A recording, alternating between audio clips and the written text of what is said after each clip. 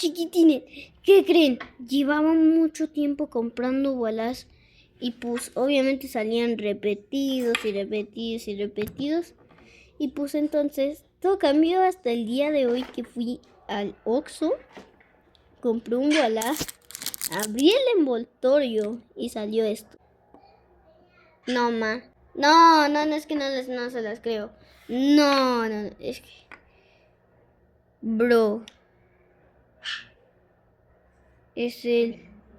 Lo pondremos en donde ponemos todas nuestras colecciones.